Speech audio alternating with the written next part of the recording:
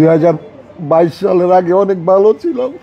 ঘুমে ঘুমে আমাকে আমার গোপন অঙ্গ কেটে সে পালাইছে। লাল কি জানি মিক্স করছে, আর আগে চড়ে কি মিক্স করে নিয়ে আসছে আমি দেখি নাই।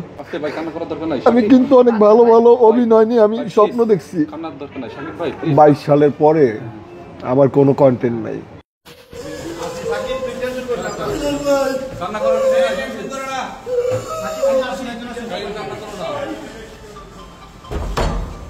কালকেও 2-3টা চট থাপুর মারছে, এই যে ঘাড়ের এখানে দাগ আছে। তারপর আমি ঘুমায় দিছি। কাজ জান তোমার জন্য একটা নিয়ে আসছি। আমি কি নিয়ে আসছি এত সুন্দর করে কথা বলে? ওই যে আগে খাইতা না 300 টাকা করে, 75 টাকা করে কিন্তু একটা বিয়ারের মতো ইয়ে আছে, ওই যে ইসে বেচে। হ্যাঁ হ্যাঁ হ্যাঁ, দোকানে বেচে। ওইটার সাথে আর লাল কি জানি মিক্স করছে, আর আগে চড়ে কি মিক্স করে নিয়ে আসছে আমি দেখি নাই। আমি প্রচুর ঘুম পাইছি আমার। সেই ঘুমে ঘুমে আমাকে আমার গোপন অঙ্গ কেটে সে পালাইছে। আচ্ছা, এই ঘটনাটা কটার দিকে ঘটছে?